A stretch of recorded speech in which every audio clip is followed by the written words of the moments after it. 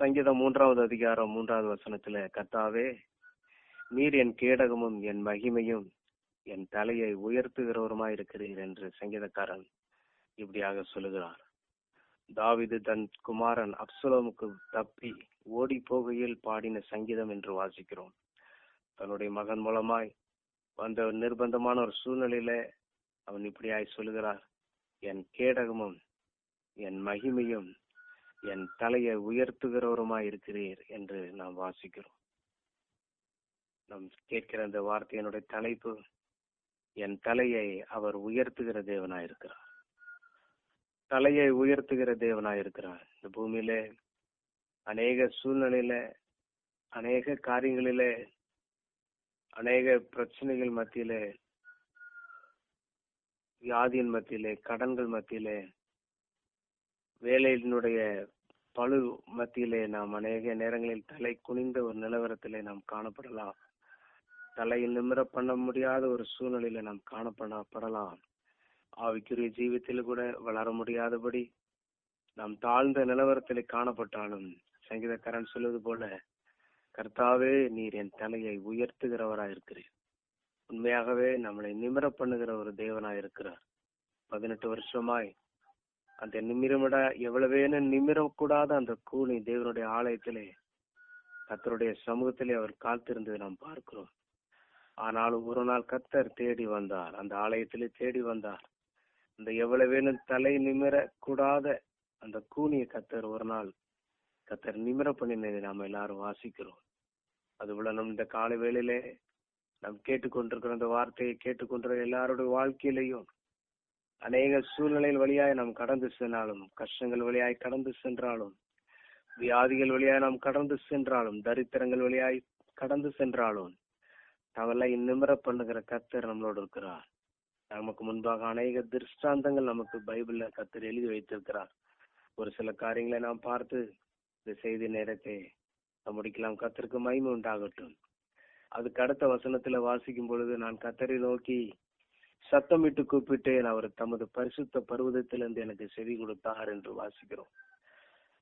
என் தலையை உயர்த்துகிற தேவனாயிருக்கிறார், என் தலையை நிமிர பண்ணுகிற தேவனாயிருக்கிறார் என்று சொன்ன தாவீது, அதற்கு அடுத்த வசனத்திலே, நான் கர்த்தரை நோக்கி சத்தமிட்டு கூப்பிட்டேன், அவர் தமது பரிசுத்த பர்வதத்திலிருந்து எனக்கு செவி கொடுத்தார் என்று நாம் வாசிக்கிறோம். அதுக்கு அடுத்த வசனத்தில் வாசிக்கும் போது, கர்த்தர் என்னை தாங்குகிறார் என்று வாசிக்கிறோம். 10,000 பேருக்கும் நான் பயப்படேன் என்று அவர் எழுதி வைத்திருக்கிறார். துன்மார்க்கருடைய பற்களை தகர்த்து போட்டீர் என்று 7வது வசனத்திலே வாசிக்கிறோம். அப்ப தலை நிமிர பண்ணுவதற்கும் உயர்த்தப்படுவதற்கும் அவர் செய்த ஒரு காரியம், கர்த்தருடைய சமூகத்துல சத்தமிட்டு கூப்பிட்டேன் என்று இப்படியா நாம் வாசிக்கிறோம். இந்த காலை வேளையிலே கர்த்தருடைய சமூகத்திலே நாம் சத்தமிட்டு கூப்பிடுகிற ஒரு அனுபவத்தை கர்த்தர் எதிர்பார்க்கிறார். யோனா புஸ்தகத்திலே நான் வாசிக்கும் போது 2வது அதிகாரத்திலே நான் வாசிக்கும் பொழுது, நானோ துதியின் சத்தத்தோடு உமக்கு பலியிடுவேன் என்று அவர் எழுதுகிறதை நாம் பார்க்கிறோம். யோனா 2வது அதிகாரம் 9வது வசனத்துல. அதற்கு அடுத்த 10வது வசனத்துல வாசிக்கும் போது, கர்த்தர் மீனுக்கு கட்டளையிட்டார் என்று வாசிக்கிறோம். நல்ல ஒரு தெய்வ மனுஷன், பயபக்தியுள்ள ஒரு மனுஷன், ஒரு நல்ல ஒரு தீர்க்கதரிசி தான். ஆனாலும் ஒரு சின்ன பிரச்சனையில, ஒரு சிக்கல்ல மாட்டிக்கொண்டது நிமித்தமாக மீனின் வயிற்றுக்குள்ள போக வேண்டியதாயிடுச்சு. அந்த மீன் வயிற்றுக்குள்ள அந்த கொடூரமான இருளான அந்த பாசிகள் நிறைந்த, அழுக்குகள் நிறைந்த, நாற்றங்கள் நிறைந்த அந்த மீனின் வயிற்றுக்குள்ளே அவன் தேவனை நோக்கி சத்தமிட்டு, நான் நீதியின் பலியை நான் செலுத்துவேன் என்று அவன் சத்தமிட்டு கர்த்தரை கூப்பிடும் பொழுது, அதற்கு அடுத்த வசனத்துல கர்த்தர் மீனுக்கு கட்டளையிட்டார் என்று சொன்ன எழுதி வைத்திருக்கிறதை நான் வாசிக்கிறோம். உடனே அந்த மீன் கரையிலே கக்கி விட்டது என்று வாசிக்கிறோம். உண்மையாகவே நம்முடைய வாழ்க்கையிலே பல நிர்பந்தமான சூழ்நிலையில, பல தடைகள் நிறைந்த சூழ்நிலையிலே காணப்பட்டால் அந்த யோனாவை போல கர்த்தருடைய ஜனம்தான், கர்த்தருக்கு பிரியமுள்ள பிள்ளைகள் தான், கர்த்தரால் அபிஷேகம் பட்ட பிள்ளைகள் தான், கர்த்தரால் நடத்தப்படுகிற பிள்ளைகள் தான், ஒரு நல்ல ஒரு பெந்தைகோஸ்து விசுவாசியா இருக்கலாம். ஆனாலும் ஏதோ ஒரு சூழ்நிலையில அந்த யோனாவை போல நாம் வழி மாதிரி ஏதோ ட்ராக் மாதிரி போன ஒரு சூழ்நிலை வந்தாலும் கர்த்தர் நம்மளை எப்படி விடுகிற தேவன் அல்ல. ஏதோ ஒரு சித்தத்தினால கர்த்தருடைய அந்த நடத்துதலினால ஒரு இருளான பாதையில நாம் கடந்து சென்றாலும் கர்த்தரை நோக்கி நாம் அந்த யோனா சொல்வது போல, நானோ துதியின் சத்தத்தோடு கர்த்தருடைய சன்னதியில வருவேன் என்ற அந்த யோனா புஸ்தகம் 2வது அதிகாரம் 9ஆம் வசனத்துல சொல்லும் போது, நான் நீதியின் பலிகளை நான் செலுத்துவேன், சத்தமிட்டு நான் செலுத்துவேன் என்ற வார்த்தையின்படி உண்மையாகவே நம்முடைய ஜெபத்துல கர்த்தருடைய சத்தத்தை நாம் ஏற்படுத்துவோம். உலகத்தில் அநேக சத்தங்கள் கேட்கிறோம். கூக்குரலின் சத்தத்தை கேட்கிறோம், ஊளையிடுகிற சத்தத்தை கேட்கிறோம், துன்மார்க்கமான சத்தத்தை கேட்கிறோம். அதன் மத்தியிலும் கர்த்தருடைய ஜனம் கர்த்தரை துதிக்கிற, கர்த்தரால் ஜெபிக்கப்படுகிற நல்ல ஒரு சத்தத்தை நாம் கேட்க பண்ணும்போது உண்மையாகவே கர்த்தர் நமக்கு உதவி செய்கிற தேவனாயிருக்கிறார். நீதிமானுடைய கூடாரங்களிலே கம்பீர சத்தம் உண்டு என்று வாசிக்கிறோம். நல்ல கம்பீர சத்தம் ஒவ்வொரு நாளும் நம்முடைய வீடுகளிலே, நம்முடைய தனிப்பட்ட ஜீவியத்திலே நாம் முழங்கும் பொழுது சத்துரு நிர்மலமாவதை நாம் பார்க்கலாம். அந்த யோனா புஸ்தகத்திலே எனக்கு உணர்த்தப்பட்ட ஒரு காரியம், அதுல அவர் சின்ன காரியம் தான் செய்தாரு. நானோ துதியின் சத்தத்தோட தேவ சந்நிதியிலே வருவேன், துதியின் சத்தத்தை நான் முழக்கமிடுவேன், சத்தமிடுவேன் என்று சொன்ன பொழுது அடுத்த வசனத்திலே கர்த்தர் மீனுக்கு கட்டளையிட்டார். நமக்கு அநேக காரியங்கள் தடைப்பட்டிருக்கிறோம், அநேக காரியங்கள் நமக்கு நடக்காமல் இருக்கலாம், நிறைய ப்ரமோஷன்ஸ் வரக்கூடிய பணங்கள் வராமல் இருக்கலாம், உயர்வுகள் வராமல் இருக்கலாம், வீடுகள் கட்டி கொண்டிருந்தாலும் கட்டி முடிக்கப்படாமல் இருக்கலாம். ஆனால் கர்த்தரை இந்த யோனாவை போல நாம் துதியின் சத்தத்தை நாம் எழுப்பும் பொழுது கர்த்தர் நமக்காக எல்லாவற்றையும் கட்டளையிடுகிற தேவனா இருக்கிறார். இயேசுவே பாருங்க, மத்தேயு 27வது அதிகாரத்துல 46வது வசனத்துல வாசிக்கும் போது, ஏலி ஏலி லாமா சபக்தானி என்று அவரை மிகுந்த சுத்தமாய் கூப்பிட்டார் என்ற அந்த வசனத்துல வாசிக்கிறோம். அந்த மரிக்க போற நேரத்துல ஏலி ஏலி லாமா சபத்கானி என்ற வார்த்தை அவர் சத்தமாய் கூப்பிடும் பொழுது உண்மையாகவே அந்த கூடி இருக்கிறவங்க எல்லாம் இவன் பைத்தியக்காரன் போல் பேசுகிறான் என்று அற்பமாய் ஏளனமாய் நினைத்தார்கள். ஆனால் 30 கிலோமீட்டருக்கு அந்த பக்கத்தில் இருக்கிற அந்த தேவாலயத்தினுடைய திரைச்சிலை 2ஆக கிழிந்தது என்று வாசிக்கிறோம். அதன் மூலமாக கர்த்தர் புதிதும் ஜீவனுமான மார்க்கத்தை நமக்கு உண்டு பண்ணினார். அது மாத்திரமல்ல, அந்த கல்லறையில மரித்த பரிசுத்தவான்கள் உயிரடைந்தார்கள் என்று வாசிக்கிறோம். இயேசுவே கூப்பிடும் பொழுது அந்த ஏலி ஏலி லாமா சமத்கானி என்ற ஒரு அந்நிய பாஷைகளை நாம் பேசி கூப்பிடும் பொழுது நமக்கு தடைப்பட்டிருக்கிற காரியங்கள் நமக்கு முன்னாக நடக்காமல் இருக்கலாம். நம் பார்க்கிற காரியத்துல நமக்கு நடக்காமல் இருந்தாலும் நம்மளை தாண்டி நமக்கு எதிராக இருக்கிற எல்லா கிரியைகளும் எல்லா காரியங்களையும் கர்த்தர் அதை நிர்மூலமாக்க அவர் வல்லமையுள்ள தேவனா இருக்கிறார். அவர் கூப்பிட்ட அந்த வார்த்தையில கூடியிருந்தவர்களுக்காக அற்பமா தெரிஞ்சது, ஏளனமா தெரிஞ்சது. எலியாவை கூப்பிடுகிறார் என்றெல்லாம் அவர் நிர்பந்தமாய் பேசினார்கள், நிந்தித்து பேசினார்கள். ஆனால் அந்த தேவாலயத்தினுடைய திரைச்சலை 2ஆக கிழிந்தது என்று வாசிக்கிறோம். ஒரு புதிய மார்க்கத்தை நமக்காக உண்டு பண்ணி இன்றைக்கும் கர்த்தருடைய சமூகத்திலே காத்திருப்பதற்கு காரணம் அவருடைய மிகுந்த சத்தமிட்டு கூப்பிட்ட அந்த வார்த்தை தான். புதிதும் ஜீவனுமான ஒரு மார்க்கத்தை கர்த்தர் நமக்கு உண்டு பண்ணி கர்த்தருடைய பிள்ளைகளாய் அந்த புதிய ஏற்பாட்டு பரிசுத்தவான்களாய் காணப்பட கர்த்தர் நம்மளை அழைத்திருக்கிறபடியால் கர்த்தரை நான் நன்றியோடு ஸ்தோத்திரிக்கிறேன். அது மாத்திரமல்ல, எபிசியர் 5வது அதிகாரம் 7வது வசனத்துல கர்த்தராகிய இயேசு கிறிஸ்து மாம்சத்தில் இருந்த நாட்களிலே ரட்சிக்கக்கூடிய கர்த்தரை நோக்கி பலத்த சத்தத்தோடும் கண்ணீரோடும் தமக்கு உண்டான பயபக்தி நிமித்தம் கேட்கப்பட்டு என்ற வசனம் அப்படியாக எழுதப்பட்டிருக்கிறது. முதல் வார்த்தை பலத்த சத்தத்தோடும் கண்ணீரோடு அவருடைய சமூகத்திலே அவர் தமக்கு உண்டான பயபக்தி நிமித்தம் கேட்கப்பட்டவர் ஒரு மாடலை அதிலே நாம் வாசிக்கிறோம். உண்மையாகவே அவர் சத்தம் விட்டு அவர் பலத்த சத்தத்தோடு ஜெபித்தார் என்று வாசிக்கிறோம். அந்த நாளிலே நம்முடைய வாழ்க்கையிலே ஒரு மௌனமாய் ஏதோ ஒரு ஜெபத்தை நாம் பண்ணி கொண்டிருக்கலாம். உண்மையாகவே உண்மையாய் கூப்பிடுற கர்த்தர் சமீபமா இருக்கிறார் என்ற வார்த்தையின்படியாய் கர்த்தரை நல்ல காலையிலே சத்தம் விட்டு நாம் கூப்பிட்டு அவரை ஆராதிக்கும் பொழுது, அவரை துதிக்கும் பொழுது நமக்கு இருக்கிறதான தடைகளை மாற்றுகிற கர்த்தர் தேவனா இருக்கிறார். நம் தலையை நிமிர பண்ணுகிற தேவனா இருக்கிறார். நம் தலையை உயர்த்துகிற கர்த்தர் தேவனா இருக்கிறார். சங்கீதக்காரன் சொல்வது போல, நான் சத்தமிட்டு கூப்பிட்டேன், கர்த்தர் தமது பரிசுத்த பர்வதத்திலிருந்து எனக்கு செவி கொடுத்தார் என்ற வார்த்தை எவ்வளவு ஒரு ஆசீர்வாதமான வார்த்தை பாருங்க. எவ்வளவோ ஜெபங்கள் நாம் ஜெபிக்கிறோம், அநேக ஜெபங்கள் கேட்கப்படவில்லை. இந்த காலை வேளையில் கர்த்தர் நம்மளை பார்த்து அழைக்கிறார். ஒரு சத்தமிட்டு ஜெபிக்கிற ஒரு ஜெபாவி கர்த்தர் நமக்கு தரணும். சத்தமிட்டு ஆவியில நிறைந்து ஜெபிக்கிற ஒரு அந்நிய பாஷை கர்த்தர் அந்த சிலுவையில ஏலி ஏலி லாமா சமத்கானி என்று ஒரு அந்நிய பாஷையோட அவர் சத்தமிட்டு கூப்பிடும் பொழுது எவ்வளவு மரித்த பரிசுத்தவான்கள் உயிரோடு எழும்பினார்கள். ஒரு மரித்த நிலவரத்தில் இருக்கிற வியாதிகள், மரித்த நிலவரத்தில் இருக்கிற வாழ்க்கை கர்த்தர் உயிரடைய பண்ண வல்லமையுள்ள தேவனா இருக்கிறார். அது மாத்திரமல்ல, கர்த்தர் தாவீது பாருங்க, சிக்லாக தேசத்துல அவன் இப்ப பெலிஸ்தரோட யுத்தம் பண்ணிட்டு சிக்லாக வரும்பொழுது அந்த அந்த அமலேக்கியர் வந்து தாவீதனுடைய எல்லா அவருடைய மனைவிகள் உடைமைகள் எல்லாவற்றையும் சிறைப்பிடித்து போய்விட்டார். தங்களால் அழுவதற்கூட பலன் இல்லாமல் சத்தமிட்டு அழுதார்கள். கர்த்தர் அவருடைய சிறையிருப்பை மாற்றினதை பார்க்கும். சகலத்தை அவன் திருப்பி கொண்டான், சகலத்தை அதில் திருப்பி கொண்டான் என்று வாசிக்கிறோம். 1 சாமுவேல் புத்தகம் 30வது அதிகாரத்தில் இந்த சம்பவத்தை வாசிக்கிறோம். அழுகிறதற்கு பலன் இல்லாமல் சத்தமிட்டு அழுத பொழுது கர்த்தர் அவனுடைய சகலத்தையும் திருப்பி கொள்ள கர்த்தர் தாமே உதவி செய்தார். இந்த நாட்களில் அவன் பெரிய ஒரு காரியம் ஒண்ணு செய்யல, எழுத்தின்படியா பெரிய ஒரு காரியம் செய்யல, சத்தமிட்டு தேவ சமூகத்திலே அழுதான். கர்த்தர் அவனுடைய நிலவரத்தை கர்த்தர் மாற்றினார் என்று வாசிக்கிறோம்.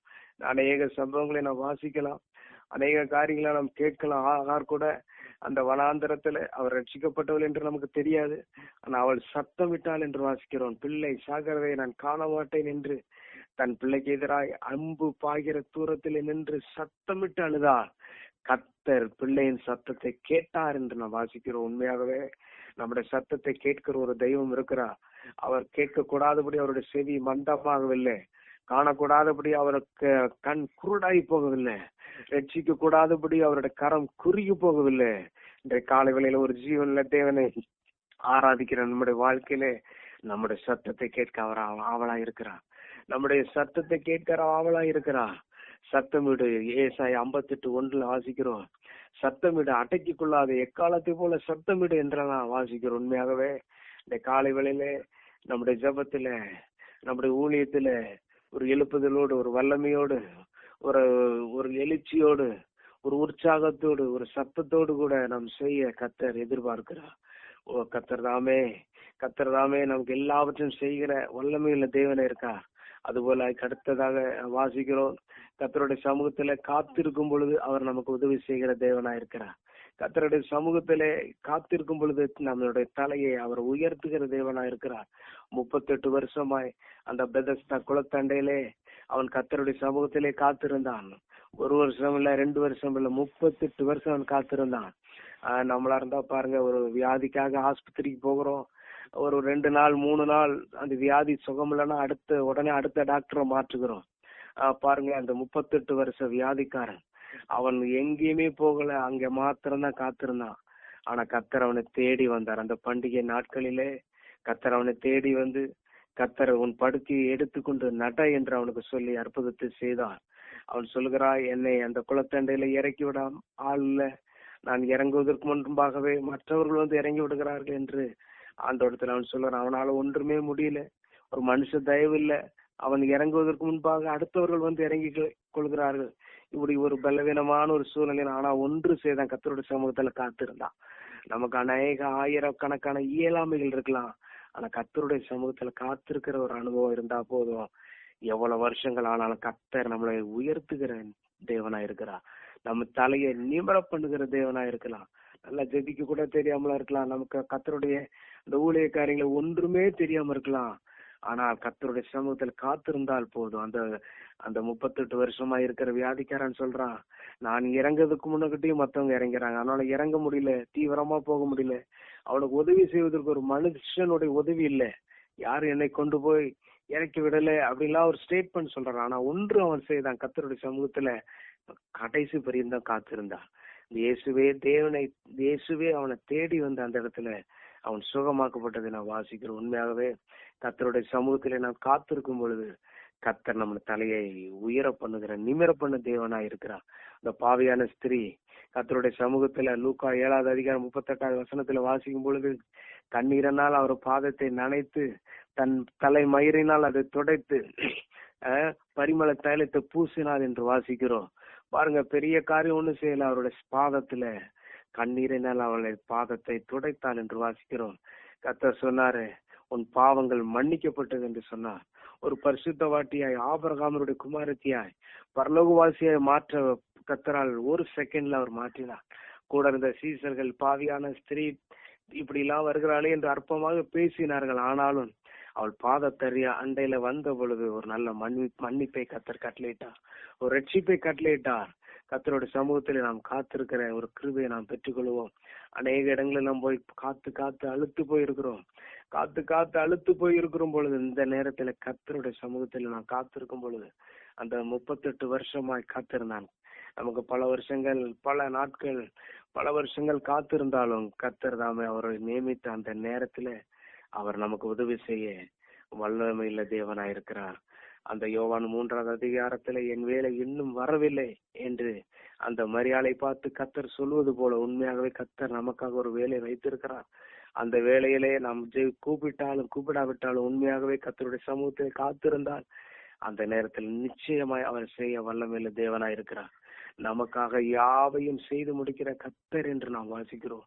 அடுத்த கர்த்தருக்கு காத்திருக்கிறவர்களோ புது பலன் அடைந்து கழுகுகளைப் போல செட்டைகள் எடுத்து எழும்புவார்கள். அவர்கள் ஓடினாலும் இளைப்படையார்கள், நடந்தாலும் சோர்ந்து போவார்கள். இப்படியெல்லாம் நாம் வாசிக்கிறோம். உண்மையாகவே கர்த்தருடைய சமூகத்திலே காத்திருக்கிற பிள்ளைகளா, நமக்கு ஒன்றுமே தெரியாட்டாலும், ஒன்றுமே செய்ய முடியாவிட்டாலும் அவருடைய சமூகத்திலே அழ முடியும், அவருடைய சமூகத்துல காத்திருக்க முடியும். இந்த காரியத்தை செய்யும் பொழுது உண்மையாகவே அவர் நம்மளை தேடி வந்து நம் தலையை உயர பண்ணுகிற தேவனாயிருக்கிறார். தம்முடைய தலையை உயர்த்துகிற தேவனாயிருக்கிறார். 3வதாக அவருடைய வார்த்தைக்கு நாம் கீழ்ப்படியும் போது, நாகமான் சம்பவத்தை பார்க்கும் பொழுது 2 ராஜாக்கள் 5வது அதிகாரத்துல ஒரு சிறுபெண் சொல்லுகிறாள். அந்த வார்த்தையை கேட்டு அவர் போகிறார். போகும் பொழுது அந்த எலிசா சொல்லுகிறார், நீ போய் யோர்தானிலே 7 முறை மூழ்க வேண்டும். உடனே கோபம் வந்துருச்சு. அவரை தொட்டு, அந்த வியாதி இருக்கிற இடத்துல தொட்டு கை வைத்து ஜெபிப்பார் என்று அவன் எதிர்பார்த்தான், நினைத்தேன்.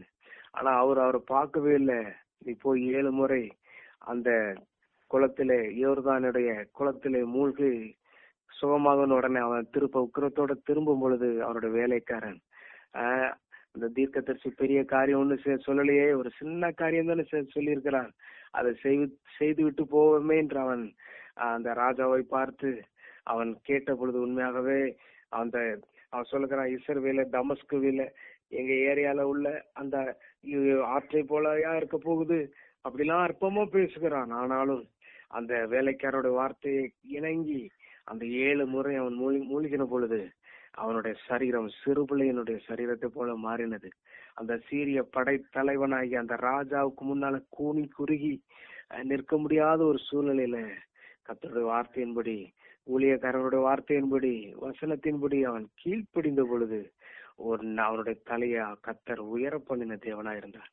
அவனுடைய சரீரத்துல சிறுபிள்ளையின் மாம்சத்தை போல அவனுடைய சரீரத்துல வியாதி நீங்கதே பார்க்கிறோம். உண்மையாகவே கேட்ட காரியத்தின்படி சத்தமிட்டு கர்த்தருடைய பாதத்தில் நாம் கூப்பிடும் பொழுது பர்திமை குருடன் சத்தமிட்டான், முன்னிலும் அதிகமாய் சத்தமிட்டான். தெய்வம் அவன் பக்கத்துல நின்றார். அவனுடைய ஸ்தானத்தை பார்க்கல, ஸ்டாண்டர்டை பார்க்கல, அவனுடைய இருதயத்தை கர்த்தர் பார்த்தார், ஏக்கத்தை பார்த்தார், அவனுடைய சத்தத்தை அவன் கேட்டார். கேட்ட உடனே கூட இருக்கிறவங்களாம் அதட்டுறாங்க, கூட இருக்கிறவங்களாம் அவனை அவாய்ட் பண்றாங்க. ஆனா தெய்வம் அவனை அவாய்ட் பண்ணல, சத்தத்துக்கு அவர் ரெகக்னைஸ் பண்ணாரு, மரியாதை கொடுத்தார். அந்த இடத்துல நின்று அவனுக்கு ஒரு உதவி செய்தார், நிரந்தரமான ஒரு மகிழ்ச்சி அவனுக்கு தந்தார். உண்மையாகவே பல கஷ்டத்துல நம்ம இருக்கலாம், நிர்பந்தமான சூழ்நிலையில இருக்கிறாங்க. நமக்கு ஒரு தஞ்சம் இயேசு மாத்திரம்தான், நமக்கு ஒரு உதவி ஒரு இயேசு மாத்திரம்தான், நமக்கு அடைக்கலம் இயேசு மாத்திரம்தான், நமக்கு நிம்மதி இயேசு மாத்திரம்தான், நமக்கு உதவி இயேசு மாத்திரம்தான். அதான் பாடுகிறோமே, உதவி வரும் கண்மலை நோக்கி பார்க்கிறேன், வானமும் வையம் படைத்தவரை நோக்கி பார்க்கிறேன் என்ற பாடலை பாடுகிறோமே. உதவி செய்கிற கர்த்தர் நமக்கு ஒருத்தர் இருக்கிறார், நம்முடைய தலையை உயர பண்ணுகிற கர்த்தர் நமக்கு இருக்கிறார், நமக்கு கேடகமும் மகிமையுமா இருக்கிற கர்த்தர் நமக்கு இருக்கிறார். ஒவ்வொரு நாளும் அவரை தேடி தேடி, அவருடைய பாதத்தை தேடி தேடி அந்த பாவியான ஸ்திரீ தன் தலை மயிரினால், தன் கண்ணீரனால் பாதத்தை துடைத்தது, மன்னிப்பை பெற்றது போல நாமளும் கர்த்தருடைய சமூகத்துல ஒவ்வொரு நாளும் காத்திருந்து புது பலன் அடைந்து கழுகை போல செட்டிலே அடைக்கக்கூடியதான ஒரு வல்லமையை நாம் பெற்றுக்கொள்ள கர்த்தர் உதவி செய்ய கர்த்தர் நாமே உதவி செய்வாராக. அந்த 38 வருஷமா அவன் அங்கே திரும்பி போகாமல் அதே இடத்துல காத்திருந்தான். கர்த்தரை மாத்திரம் நம்பி இருந்தான். அவனால எதுவுமே செய்ய முடியல. ஆனாலும் காத்திருந்தான். அந்த காத்திருந்ததுக்கு அவன் பலனை பெற்றுக்கொண்டான். வார்த்தையின்படி நாகமான் கீழ்ப்படிந்தான். எவ்வளவோ வேண்டான்னு சொல்லி உதறிட்டு போன நேரத்திலேயும் அந்த வார்த்தைக்கு கீழ்ப்படிய அவனுக்கு தன்னை ஒப்பு கொடுத்த பொழுது தலை குனிந்து அந்த சீரிய ராஜாவுக்கு முன்பாக நிக்க முடியாதபடி ஒரு நிலவரத்தை கர்த்தர் மாற்றி ஒரு சிறுபிள்ளையின் மாம்சத்தை போல கர்த்தர் மாற்றினாரே, அது போல நம்முடைய வாழ்க்கையில முன் நிற்க கூடாதபடி பல நிர்பந்தமான சூழ்நிலை, கூனி குறுகுன நிலவரம். ஆனா கர்த்தருடைய சமூகத்துல கர்த்தர் பெரிய காரியம் ஒன்று எதிர்பார்க்கல. அவருடைய சமூகத்துல காத்திருந்தால் போதும், அவருடைய சமூகத்துல சத்தமிட்டு கூப்பிட்டால் போதும். ஆலயத்துல அண்ணாள் கர்த்தருடைய சமூகத்துல காத்திருந்தாள். அது அந்த ஏலி கூட அற்பமா பேசினார். ஆனால் கர்த்தர் இருதயத்தை பார்த்து உதவி செய்தது. நல்ல ஒரு சாமுவேலை கர்த்தர் கொடுத்ததை பார்க்கிறோம். உண்மையாகவே இந்த காலை நேரத்துல கர்த்தர் இந்த வார்த்தையை எனக்கு உணர்த்தினார். உன் தலையை நான் நிமிர பண்ணுவேன், உன் தலையை நான் உயர்த்துகிற தேவன் என்று கர்த்தர் என்ற நாளில நமக்கு வாக்கு பண்ணுகிறார். நாம் அதை பெற்றுக் கொள்வதற்கு கர்த்தருடைய சமூகத்தில் இயேசுவை போல பலத்த சத்தத்தோடு கண்ணீரோடு அவருடைய சமூகத்துல கேட்கிறவர்களுக்கு கேட்டு பெற்றுக் கொள்கிறவர்களா கர்த்தர் நமக்கு உதவி செய்வாராக. கர்த்தர் தாமே இதை கேட்டுக்கொண்ட எல்லாருடைய வாழ்க்கை, குடும்பங்கள், ஊழியங்களிலே கர்த்தர் வல்லமையான காரியத்தை செய்வார். ஆவலா இருக்கிறார். அது பெற்றுக்கொள்ள கர்த்தருடைய சமூகத்தில் காத்திருக்க, கர்த்தருடைய வார்த்தைக்கு கீழ்ப்படிந்து நடக்கும் பொழுது பேதுரு நல்லா மீன் பிடிக்கிறவன், ஆனாலும் ஆண்டவரே உம்முடைய வார்த்தையின்படி நான் செய்கிறேன்னு சொல்லி வலையை போட்ட போது வலை கிளியத்தக்கதான மீன்களை பெற்றுக் கொண்டது போல கர்த்தருடைய வார்த்தைக்கு கீழ்ப்படிந்து அநேக ஆசீர்வாதங்களை சுதந்திரத்துக் கொள்ள கர்த்தர் தாமே உதவி செய்வாராக. இந்த வார்த்தை பேசுவதற்கு அடியனுக்கு தருணம் கொடுத்த கர்த்தருக்கு ஸ்தோத்திரம். இதற்கு பொறுப்பா இருக்கிற ஊழியங்களுக்கு கர்த்தருக்கு ஸ்தோத்திரம். ஊழியங்களை கர்த்தர் மேலும் கர்த்தர் ஆசீர்வதிக்கும்படியாக கேட்டுக்கொண்டு என்னுடைய வார்த்தையை முடிக்கிறேன். கர்த்தருடைய நாமத்துக்கு ஸ்தோத்திரம் உண்டாகட்டும். ஆமென். ஆமென்.